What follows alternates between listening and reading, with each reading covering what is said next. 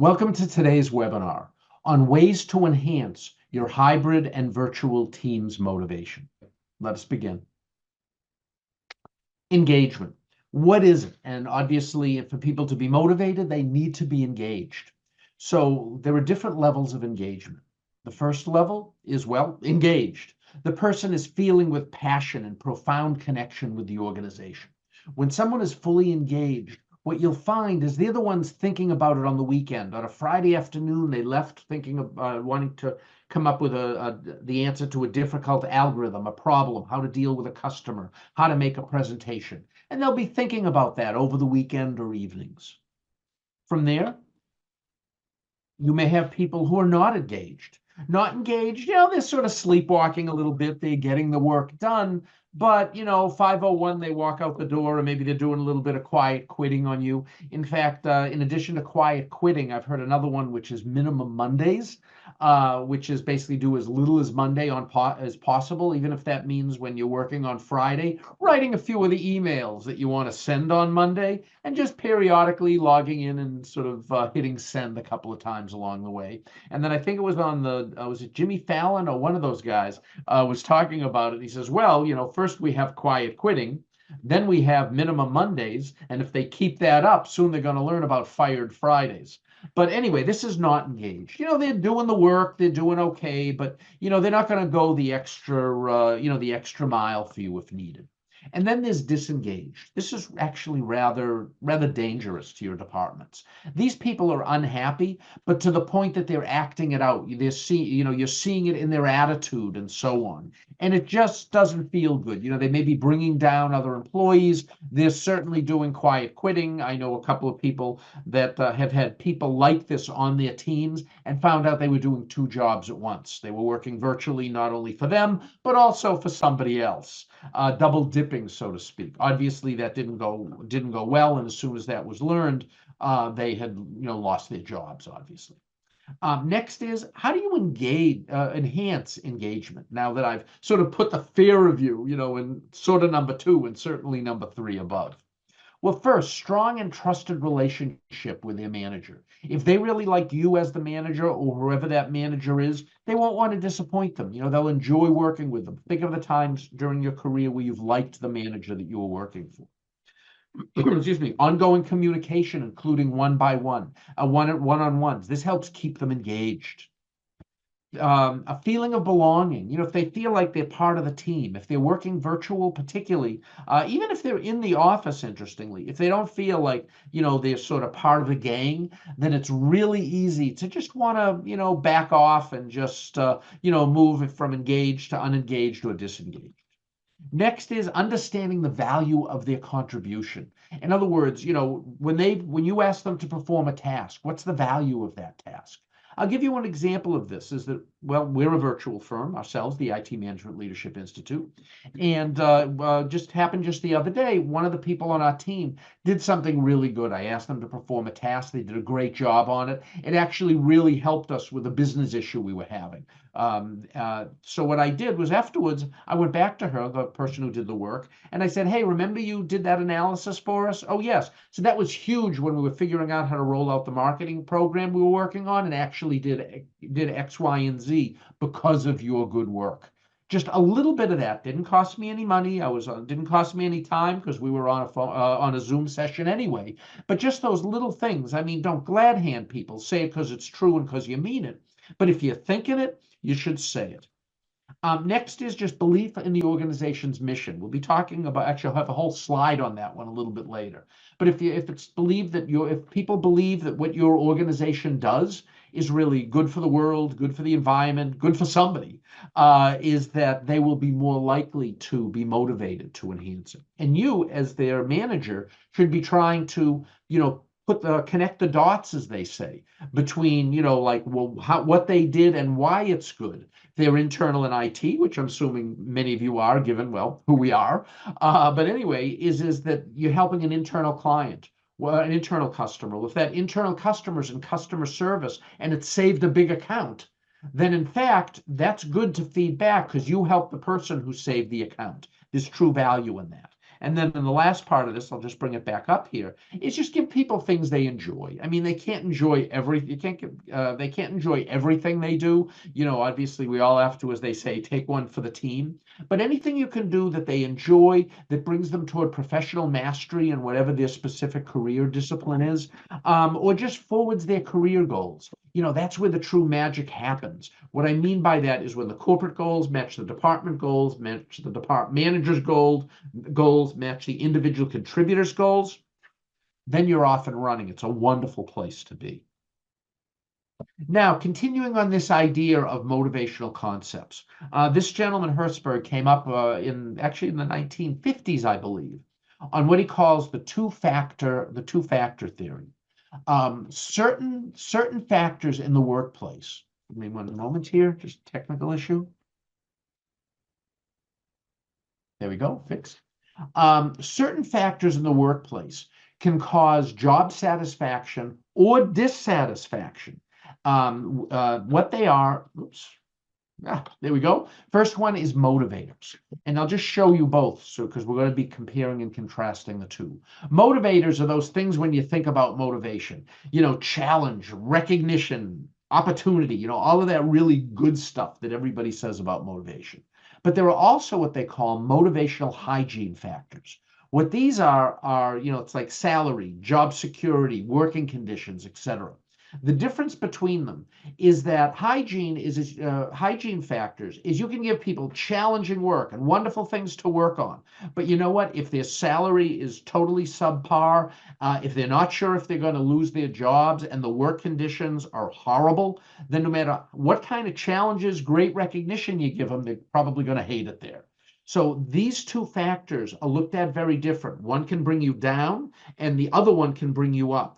But what's really interesting is his research showed that job satisfaction and job dissatisfaction factors, namely the motivators and the hygiene factors, they're independent to each other. So as a result, this means that both factors must be addressed, because issues with either one can cause job satisfaction within your team that on the one hand can reduce engagement, as we saw in the previous slide, but also, employees at the end of the day will vote with their feet. If they hate it there, if they're not motivated, if they're paid, extremely low. I'm not saying just a little below, I'm saying extremely below. If the work conditions are awful, I worked at a firm once, and on really hot days, it was an old mill building, and on really, really hot days, during the Civil War, they used to make wool blankets there. So anyway, on really, really hot days, lanolin that was sort of stuck within the wood would drip down onto your desk, onto your head. It was gross.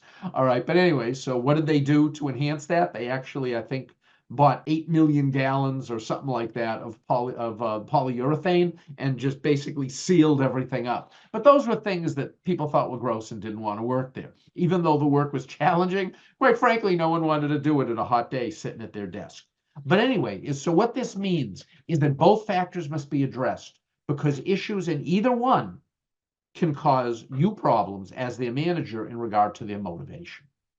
The next is expectant theory of motivation. What this is this theory, it's a theory that explains how people choose actions they believe will lead to the best outcome. Now, this is also actually called, and you'll see why, it's known as the valence instrumentality expectation theory. The reason is because there's three things in it. And guess what they are? Yes, this first one, expectancy. What this one is this is how likely their efforts will help them achieve their goals, whatever their goals happen to be. Now, if you're good at influencing them and your goals are their goals, that's ideal. But whatever goals they have, that's it. Like how much will their work help them meet their goals? For example, if someone is in sales and they have a quota, if they make 3 more calls per day, will that help them, get their goal? If so, then that feels good. Next one is their belief that increasing work ethic will lead to improved performance. That is, quite frankly, how hard they should work. So the first one is it attainable? The second one is how hard do they have to work to get there? And then the third one is the belief that the reward will be worth the extra work. You know, if it's like, oh, I got to do all this extra stuff just for this little extra money or this little extra whatever, you know, they may say, yeah, you know, I can get it and I could do it if I work really hard, but I'm not sure I want to. These are really important things for you to consider. The reason is this assumption assumes that if these three factors will be combined to create an overall motivational force for that person to meet their goal, and that the person will pursue this goal at the highest motivational force that they can provide. So you want to drive their motivation? Just look at these three things and see if it helps, if they're in alignment with that person personally. Next one. Great book. It's called Drive. Obviously, it's by Daniel Pink. And what this says is true motivation arises when individuals connect with their work to a higher purpose and receive and perceive their contributions to be meaningful. Tying to a bullet point, actually, you previously saw, and quite frankly, you will see again. But the three things that they talk about here are autonomy. In other words, the ability to do things, you know, self-directed. The way that I like to look at this is look at it as the reverse of being micromanaged. Now, sometimes people need training and they have to be micromanaged, but look at this as having the autonomy to get things done. The second one is mastery, the feeling of getting better with things that matter by getting feedback. You know, mastery can be on things. That's why we do things like play guitar on the weekend, you know, should you do so, or you have some other skill. You're never going to make money at it, but you want to learn how to draw better, or you like to do painting, or whatever it is, but because you do it just because you want to be able to improve. That's an inherent thing within humans, according to Mr. Pink, that it will that people want to have this and want to be able to master in things that they think is important. And the third of which is purpose. Again, this is a common theme that you're seeing, is that knowing what they're doing, knowing the sort of the why behind the what can give them great value in regard to motivating them. If you can tell them that, give them that, understand why what they're doing, their contribution is so important. So from here now, let's move to creating a motivational environment. You know, all those things are fine, but you know, like we said, even just going back, you know, to the hygiene factors that we spoke of, awful environment, bad management, no heat in the building, no air conditioning in the building, you know, they think they're going to lose their job. All of those things and everything else is part of the environment. But now let's look at it from some other perspectives. The first of which is anyone familiar with Tuckman's stages of group development? You may know them, as it says here, as forming, storming, norming, and performing. I'll take 1 minute to explain what this is. Going to give you a fake homework assignment I'm not going to collect, and that is Google Tuckman stages of group development, and you'll see probably 8 million, Google links on this that you can go and learn a little bit about. But bottom line is when a group comes together, first forming, hi, it's very nice to meet you, and so on. Just everyone's on their best behavior. Then storming. This is where everyone's figuring out their role. What do you mean you're the main business analyst? I'm the lead business analyst, blah, blah, blah. But after a while, everyone sort of knows what their roles is. They know enough about each other. They can anticipate each other a little bit. And then that moves to the norms. What are the norms for the group? Where you'll see this is very much in sports teams. The two areas that I like to think of it from is, if anyone's a football fan, the offensive line. When you have an offensive line, you know, those are the people protecting the quarterback and the running backs, so to speak. But anyway, when they're together for a long time, and obviously they have to be great athletes and such, but they can sort of anticipate that when one moves a little to the left, the other one should move a little bit to the left. You know, that kind of stuff. They anticipate things. They work with each other. With a basketball team, you'll see it. You know, the 5 people out in the basketball court. You know, if someone goes this way, they'll inherently know that someone's going that way, or who's the person who takes the shot or passes the ball or sets up the play. All of that becomes sort of just standard norms of how things are done. In teams, it's who works on what pieces, who does the presentation, who does the documentation, etc. When that happens, it drives performance. But also, in addition to sort of the processing part of it, also good, norms related to, well, in our case, motivation. coming in on time, working as a team, collaborating rather than being cutthroat. All of those are part of the team's environment. So what I will say to you here is that if you're now understanding sort of what this is, once team norms are in place, they're really difficult to change. So as a result of that is from a motivational perspective, where possible, try to get the motivational factors and sort of everything you want to have happen really early during the forming and storming levels. Because once you reach the norming stage, that's sort of how everybody's going to be doing things. And now you're changing culture and it just gets really more difficult. Now you're probably sitting there and going, hey, wait a minute. All right, all that's fine and good, but my team's been together for 3-4 years. What do we do?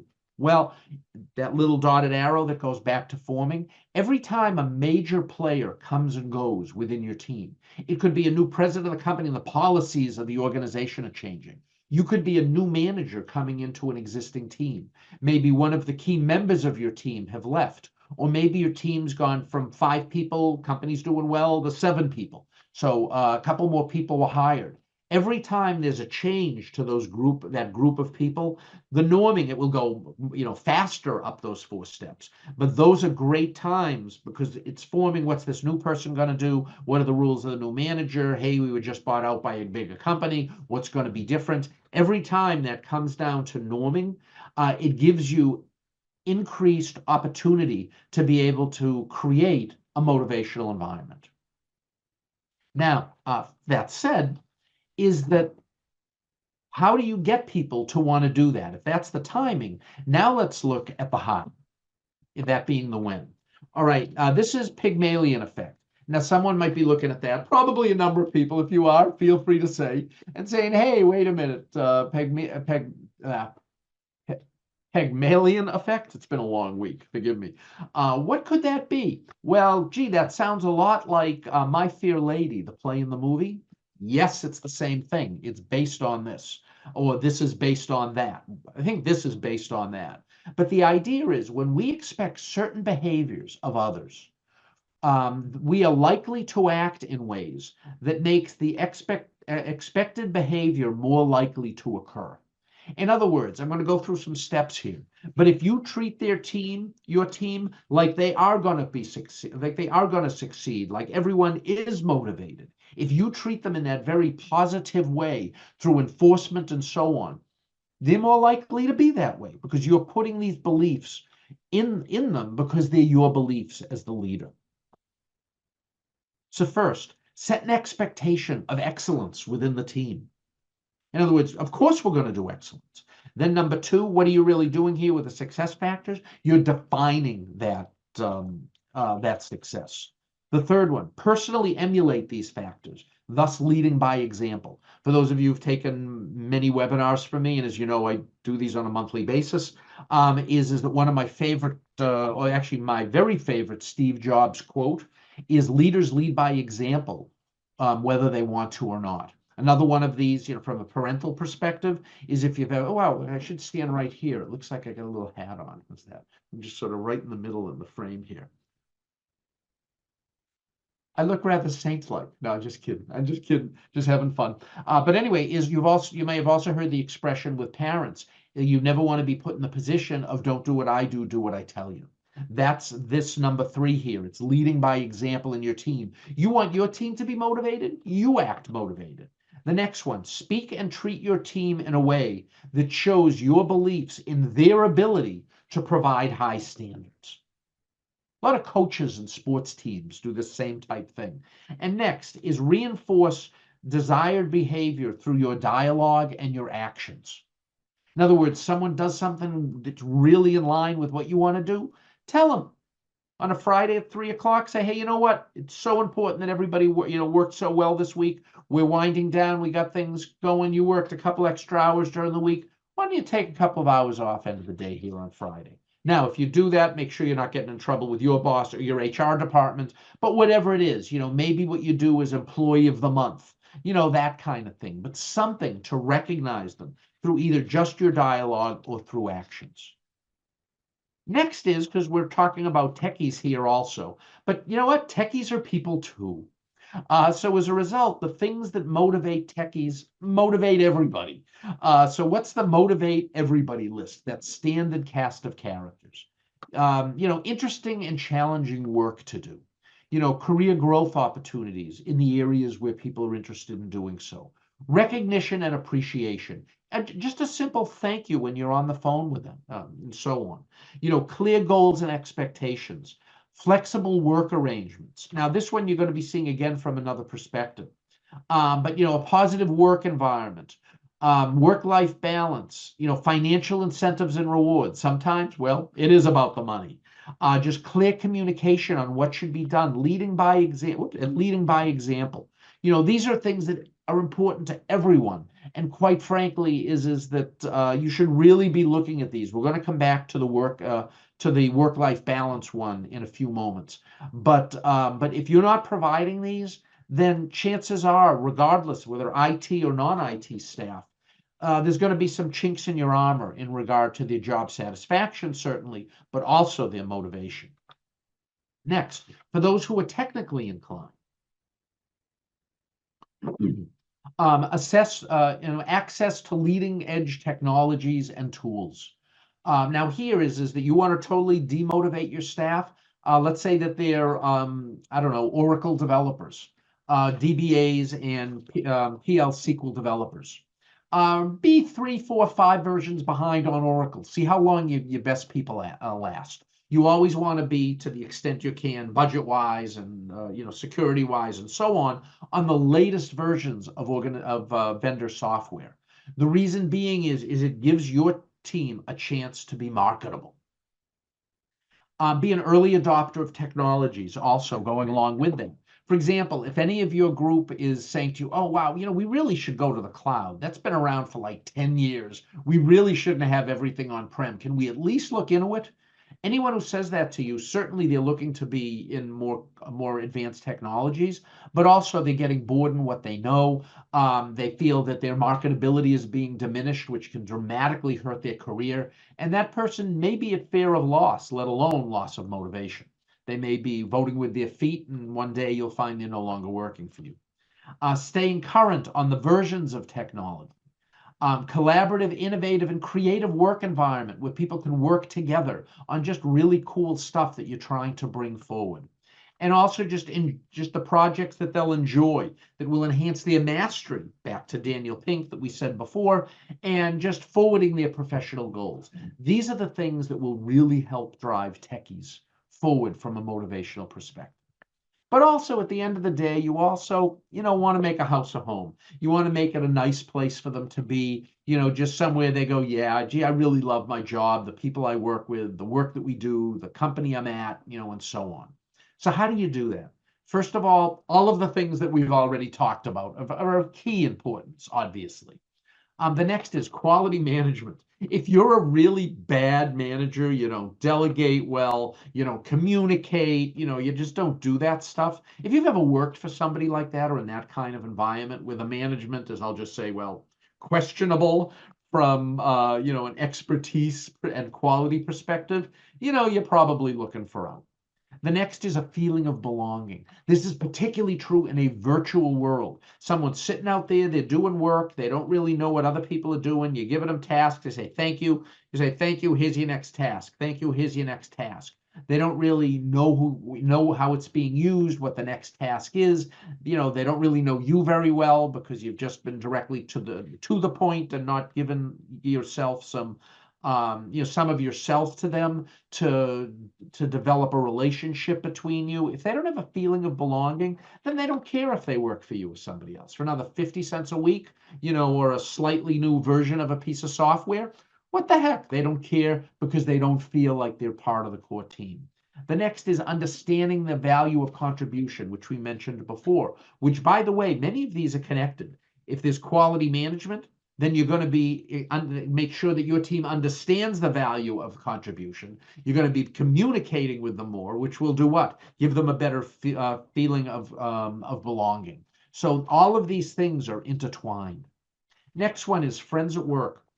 Study after study has shown that one of the leading indicators for both job satisfaction and reduced attrition, namely people leaving, is having friends at work. Now, if you have friends at work, what does that also do? It gives you a feeling of belonging. Again, trying to connect all these in that regard. Next is continually enhancing their skills and marketability. We've seen this one from a couple of perspectives. And meeting their sort of in-office hybrid, virtual needs. How often do they have to come into the office? Companies have been, organizations of all types, I shouldn't just say companies, have been struggling with this since COVID ended. Do we want to let people work fully virtual? Do we want to have them in the office 2-3 days a week?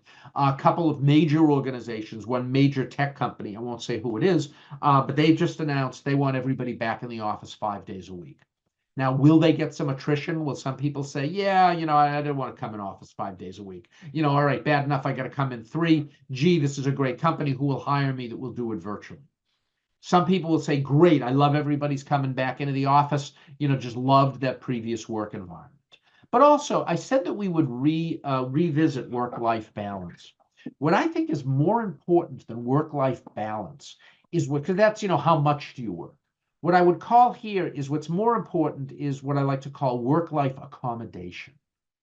Maybe someone's willing to work, 10 hours a day for you, which quite frankly isn't very good work-life balance. However, what they really need is they really need to not start their workday until 9:30 in the morning. Why? Because they want to put their kids in the bus in the morning because their spouse has an earlier shift. So then once they're there, the spouse can take, till 6, 7 o'clock when you get home. But the thing is, you really need to have that extra hour and a half in the morning.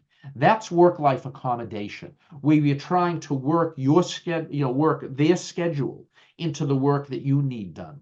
Another way I've seen this is what I've seen is called split shift, where someone will work their 8 hours a day, but what their 8 hours are, they're from 10 to 2, which is 4 hours, and then the rest of the day is from like 8 to 12, or let's say 7 to 11, like the end of the day, with early morning and midday split. Now, why might someone do that? They're a single parent. They need to put their kids on the school bus, and then they can work the whole middle of the day when the school. So maybe it's maybe it's 9 to 3 or 9 to 2. I probably said an hour or two too less, but they work school hours in the middle.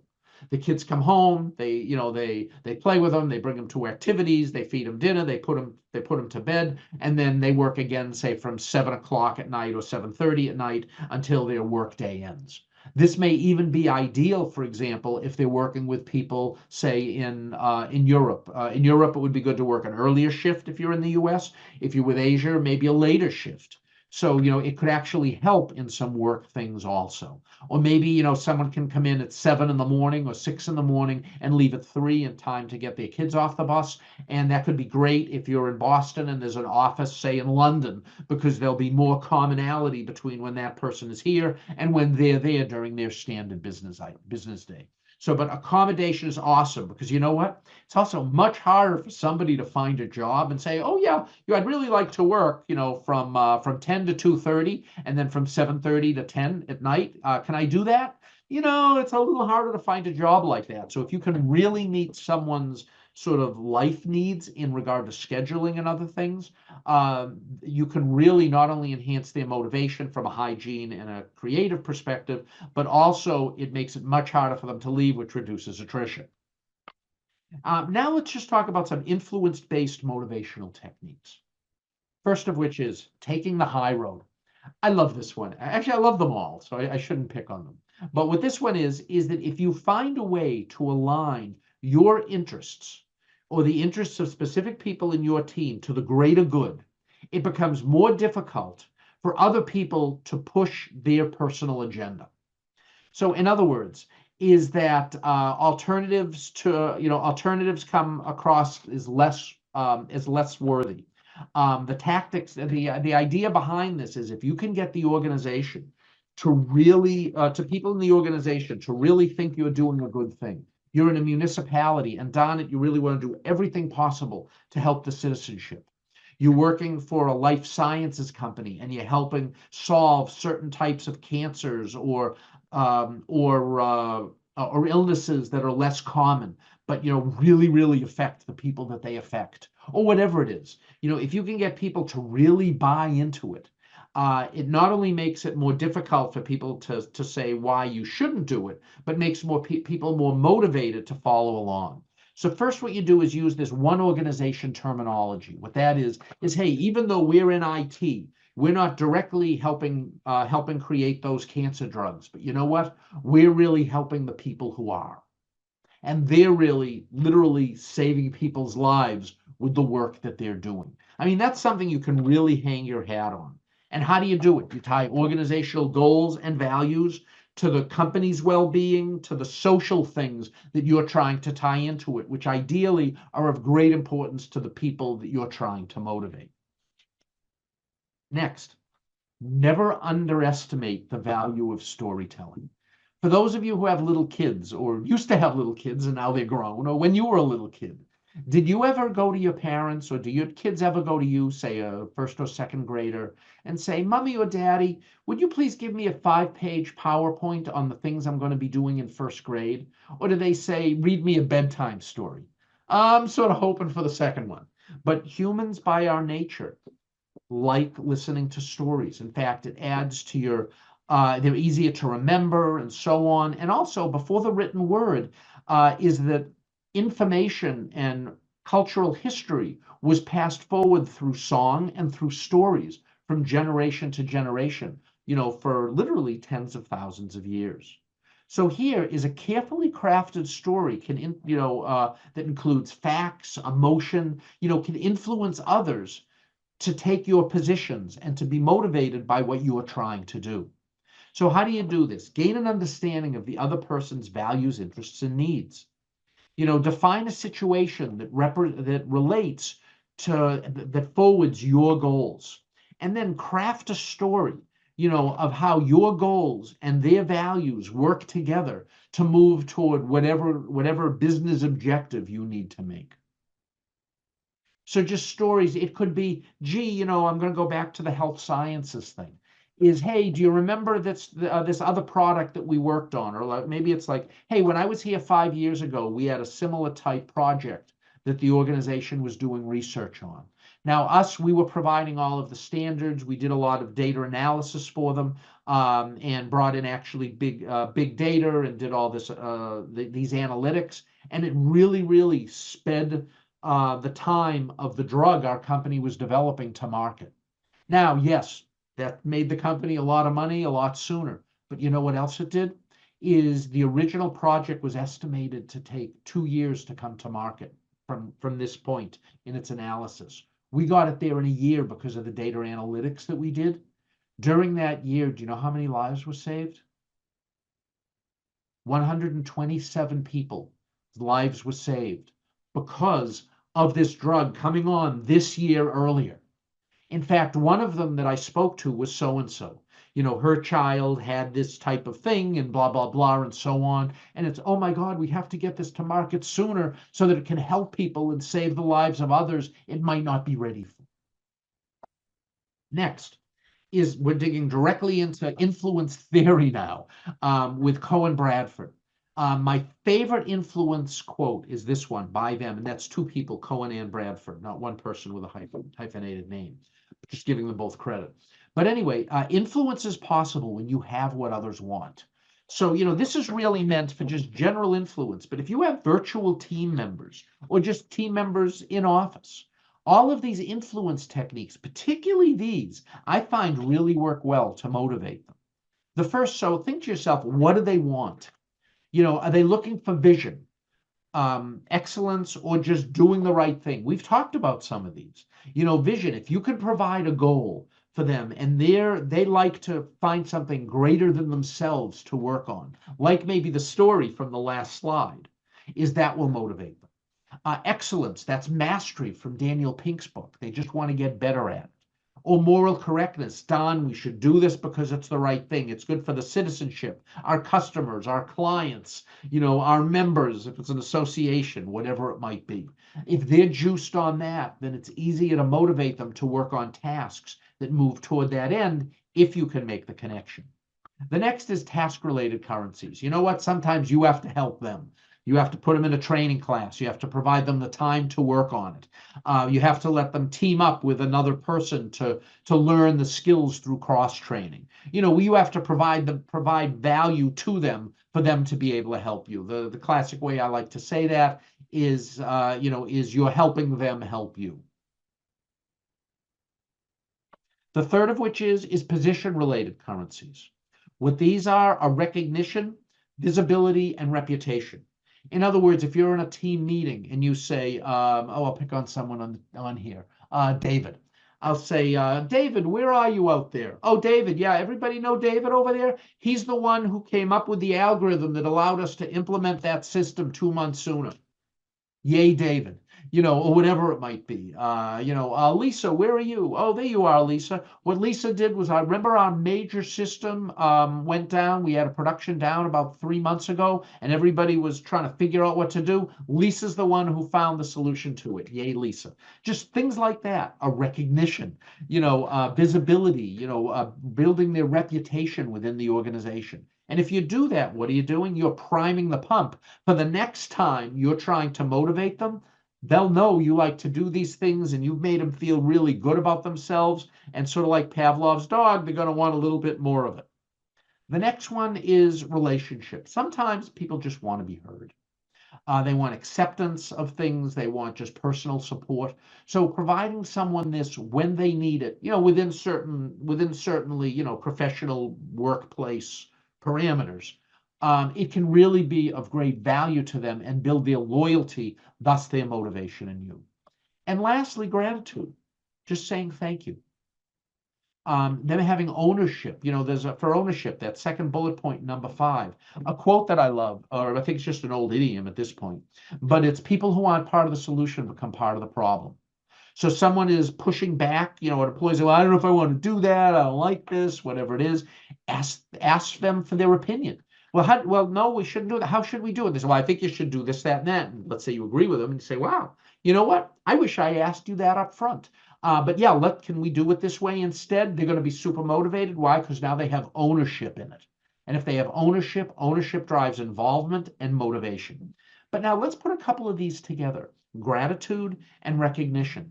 So you ever get an email from somebody, you did something good to help one of your internal clients or whoever, they sent you an email and they said, hey, Brittany, thank you so much. Great job on that. Really appreciate it.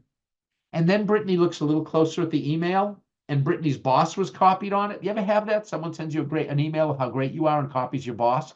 You look at it, it's like, score. That's a really good one. So what can you do to give visibility to them? When they work for you is, first of all, write them the thank you, that's under 5, gratitude, but copy your boss on it.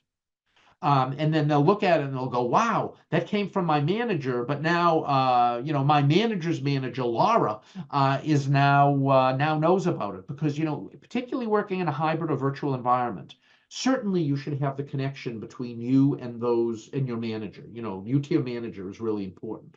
But what's really, really hard when you're outside the office is the visibility to your manager's manager. So as a result of that, if you as the manager copy your manager on some stuff related to your person, the person on your team, that dramatically enhances. In this case, it's a twofer. They got a thank you, which is gratitude, number 5, and they got increased visibility, which falls under number 3.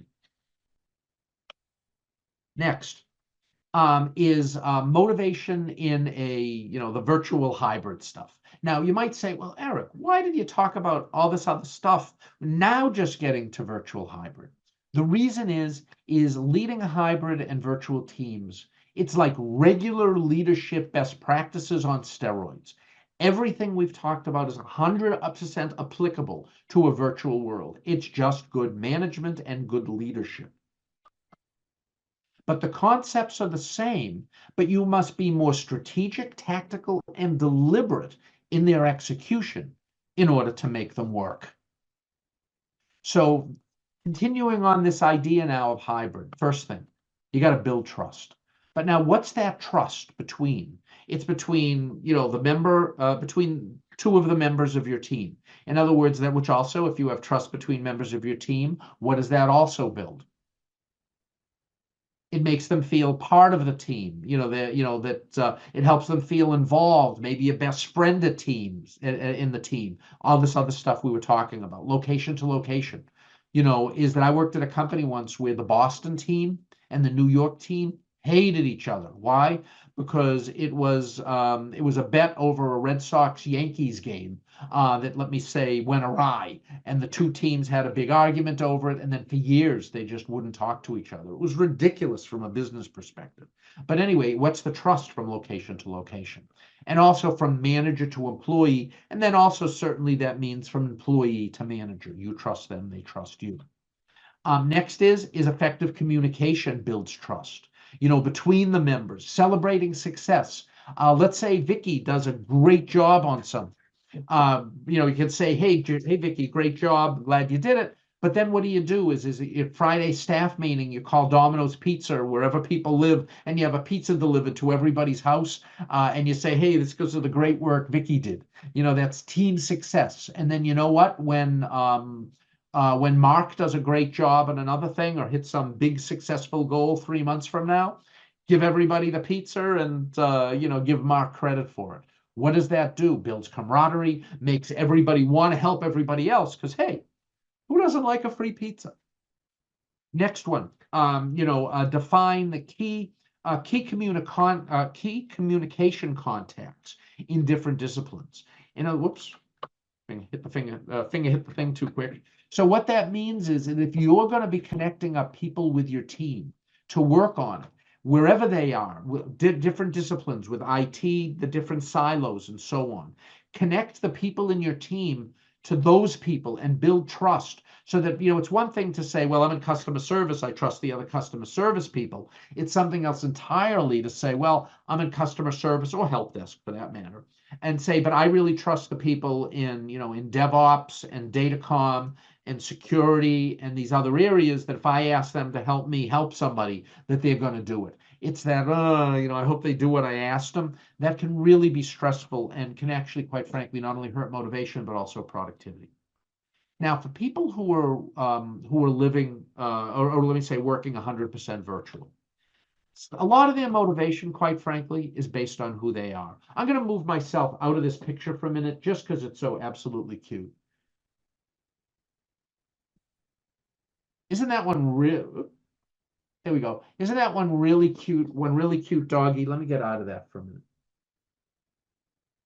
Anyway, is personal motivation. Just not being motivated. If a person is not being motivated, if they're not internally motivated, unless you're sitting on them, well, quite frankly, they're just not going to get things done. If someone is too motivated, you say, oh, we want to hire super motivated people. What's that old line when you're applying for a job? When they say, tell me your strengths and weaknesses. What's your biggest weakness? My biggest weakness is, the end of the workday, I just can't really turn it off. I'm always thinking about work-related stuff at night. I know I should do that a little bit, but I think I do it too much. That's the typical reply when asked about your weakness in a job interview. All right. But the thing is, too much of that in a hybrid environment. I was talking to a friend and I said to him, how do you like working from home? And he said to me, I don't feel like I'm working at home. I feel like I'm living at work. So, but what that can cause, if it's too much that end, is work-life balance issues, family issues, professional burnout, none of which are good for your firm or good, obviously, most important for the individual.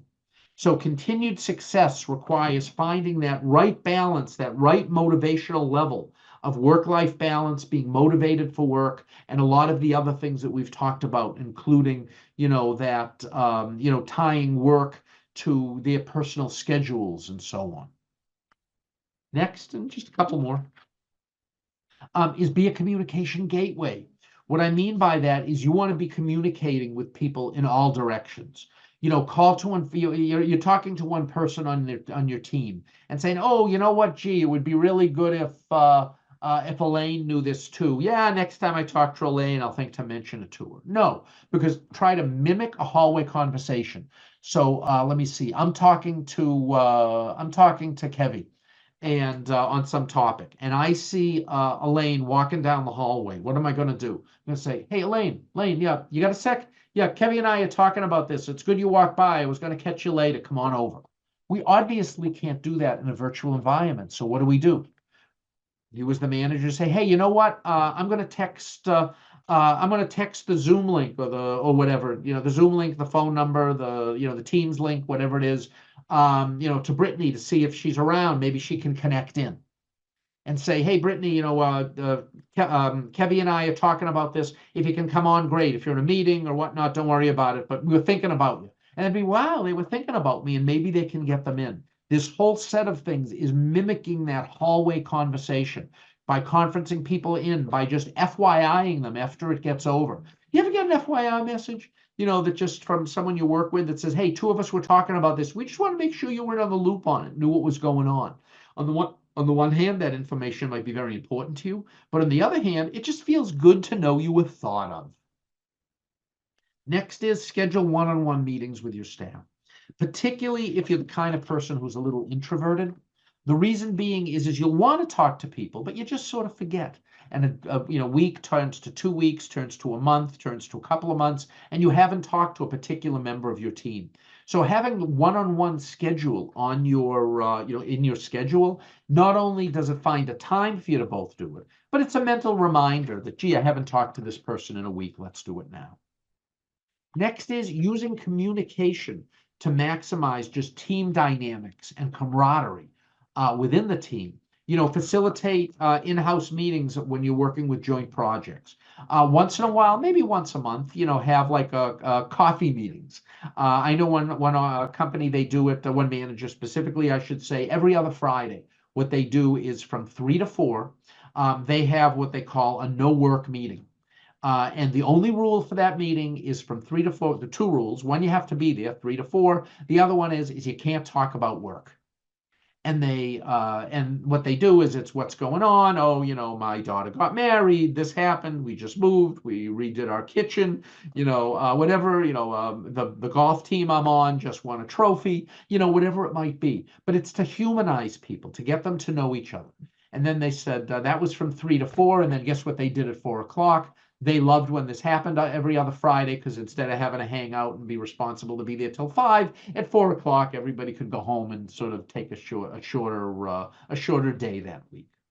Next is find time to talk just casually during different meetings. During your staff meeting, just have something fun. Put on Truth and a Lie, or some other icebreaker you like. Where that one is you just say 2 things about yourself, one thing that's true and one's not. I used to be a helicopter pilot, and I used to do something else that's really impressive. And then they have to guess which one is true with you. And a staff who knows each other from the workplace but doesn't really know each other too well personally, that's awesome. I've done this in the past, and it's really fun what you learn about people. And then one person put these 2 extraordinary things, and oh my God, which one of these? And then they said, no, actually, they've done them both. And said, wait a minute, the game's Truth and a Lie. And she said, I know, but I don't like to lie, so I just said 2 true things. The person came on after it and said another 2 extraordinary things. And they said, oh my God, which one of those is real with you? And they said, nah, they're both made up. But you know what is, Sue made 2 true things, so I figured I'd do 2 false things just to balance out the room. Everybody got a good laugh out of it. So it's just sort of trying to bring fun things in. But also another good one is schedule office hours. A lot of times in virtual, you feel bad contacting your manager, like, oh, I bet they're in meetings, and like, hey, boss, you got 5 minutes. I always hated those emails. So, but what you can do is put on your schedule as the boss, maybe twice a week, maybe a Tuesday afternoon and a Thursday afternoon or something, and just call it office hours. And sort of like in college where the professor promises to be in the office for those 2 hours. But then what you can do is just, turn off your video and audio, but leave a Zoom session open.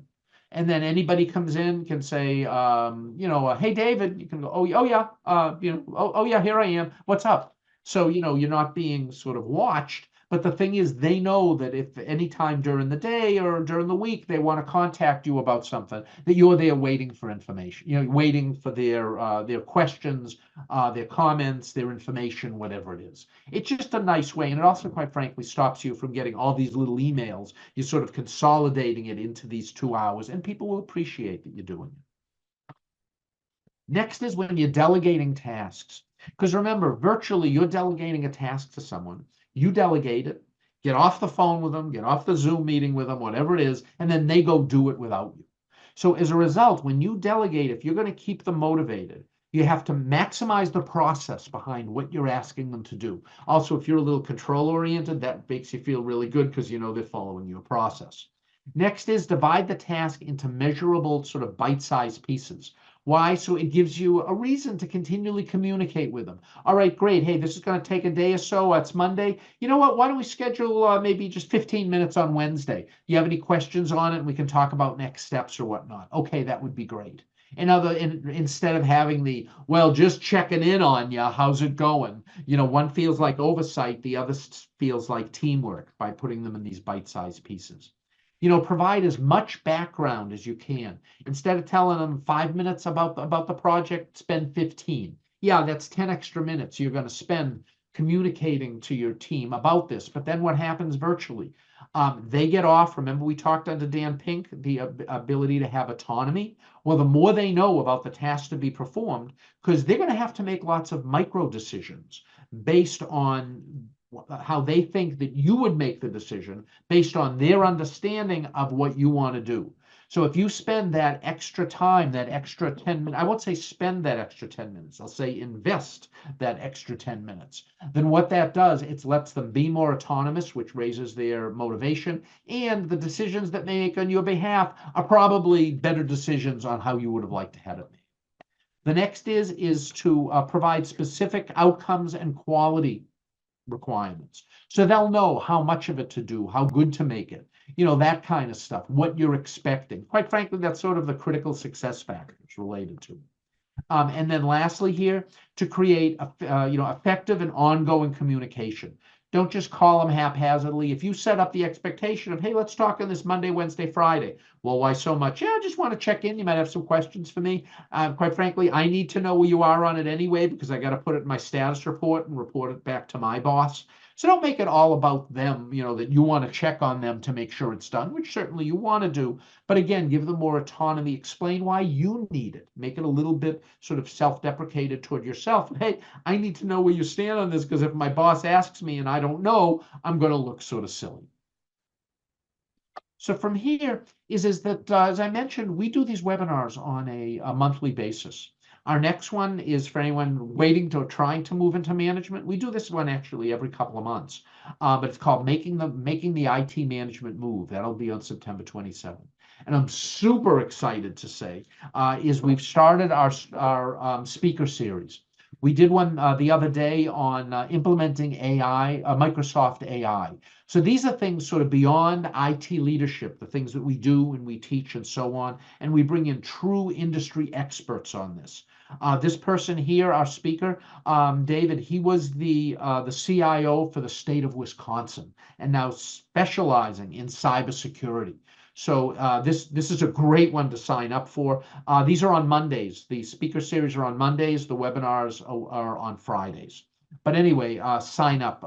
It's fabulous. We have a couple of other speakers, and sometime in the next 2 or 3 weeks, you'll be getting an email on it, I would say, on our webinars and speaker series topics for the first half of 2025. Also, we're doing research on an ongoing basis on how to identify and accelerate the growth of high performance leaders. If you go to our website and click on research, take about 5 minutes to do it, maybe a couple more minutes if you want to be a little more thoughtful on it. And some of you, I know you know what I'm going to show next, because some people have these. I can recognize some of the names, but we're the governing body for 2 certifications in IT management. The first one is the ITMLP, or IT Management and Leadership Profession. This is geared for people of soon to be up to about 5 years of IT management experience. And what we're teaching you is the business of IT. Now, if you're a new IT manager and you said, well, I just took the 3-day, generic, new manager training class offered by your firm, those are great. I strongly suggest you do those. Human resources and training departments internally do awesome jobs on those. But when I say generic, what I mean is they're designed for all professions. What this one does is an addition to it, not a replacement of, teaches you the business of IT. Things like overview of different methodologies, IT trends, manager's perspective on cybersecurity, and the other things you see here. Now, for those more seasoned IT managers or those in IT director roles, is that there's the IT manager and leadership executive. Whereas the MLP, we do monthly, we do this quarterly. The next one for this will be, and the last one for this year is in November. What this is you can see these are more senior level topics. IT as an agent of change, strategic thinking and planning, IT governance, IT and data governance, etc. And with these is that there's a 3-day exam. We are, again, the certification body for this. Certifying body, if upon passing the exam from this, is that we send you, among other things, a digital badge that can be added into your social media and other things to help your professional marketability. We've also have a new program coming out. This will be beginning on October 25th. And what this is this is a 12-week certificate in IT management studies. We meet basically 1 hour a week for 12 weeks. But then in addition to that, those weekly meetings that we have are group coaching sessions. But between them, we provide you instructional videos, quizzes that then provide feedback for you, on if you got it right, if you got it wrong, it tells you why, and so on, supplemental reading, and a whole bunch of other stuff. The topics we'll be doing, and we do one of these topics per week. They're related to team building, budgeting, leadership, management, communication, technology, career growth, and so on. So this is a great program. What we've purposely done with it is just for people's timing perspective. They're busy during the week. This video is on demand. You can watch it anytime you want. And then for the group coaching sessions, they're 1 hour a week. They're going to be on Friday mornings at 9. If you miss one, that's okay. Save up your questions. Come to the next one. But anyway, this is open. We'd love for you to join us for this program. We're super excited over it. If you have any questions on it, you can contact me directly. Look on our website or whatnot.